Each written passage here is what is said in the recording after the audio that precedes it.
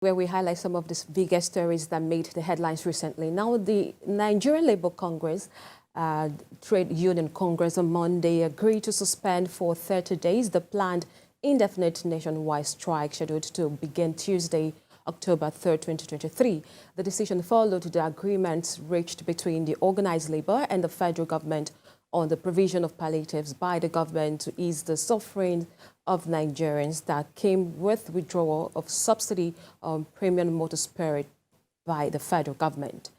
In the agreement, which was signed by Joe Ajero for the NLC and Festus Osifo for the TUC, the federal government agreed to grant a wage of award of 35,000 naira to all federal government workers beginning from the month of September pending, when a new national minimum wage is expected to have been signed into law. I still have Ola Daniels and Mr. Jegede with me.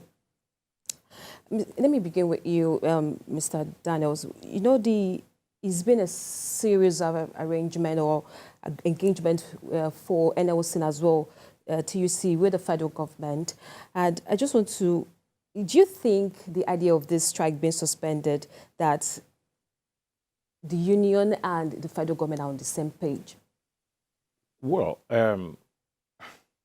we all know that they are not on the same page, because one thing the union has refused to come to terms with is the fact that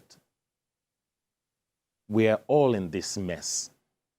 The federal government, the union, the private sector, informal sector.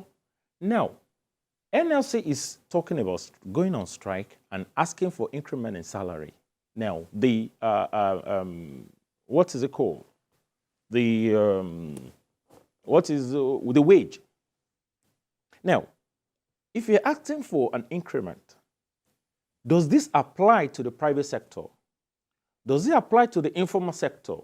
What percentage of the people among over 200 million Nigerians are going to benefit from all these questions, all these demands of NLC? What some of us have told NLC over time, look, it is not the issue of strike. Strike cannot resolve the issue we have at the moment. All Nigerians are together on this issue of subsidy must go.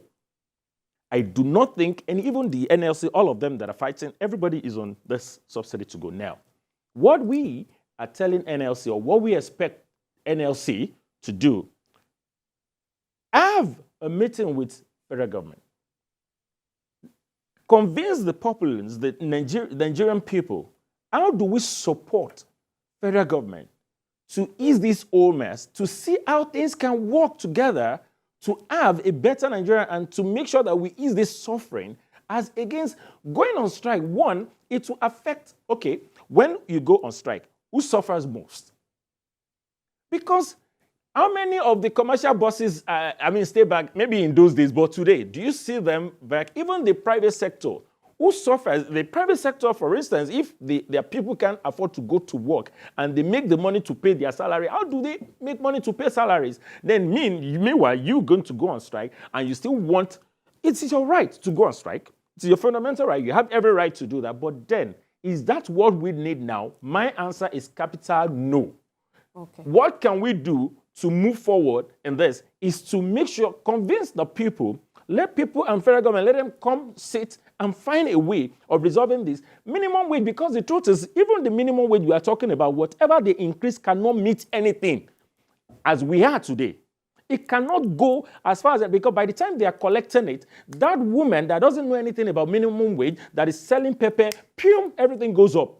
So you are still going to go back to the same market and still buy at expensive rate. The demand, you see, it's beyond just saying, oh, you want to go on strike. There's more to this, and we expect that NLC will reason, and we will not just put on this ego. All of us will drop our ego. The federal government, NLC, everybody will drop the ego, okay, and we'll see how we can fix this. Hi, Mr. Jegede. I don't know if you agree with him with the idea of not buying the strike idea. And let's talk about the social dialogue that the NLC employed this time around to engage with the federal government. Do you think this should be an alternative to striking or strike?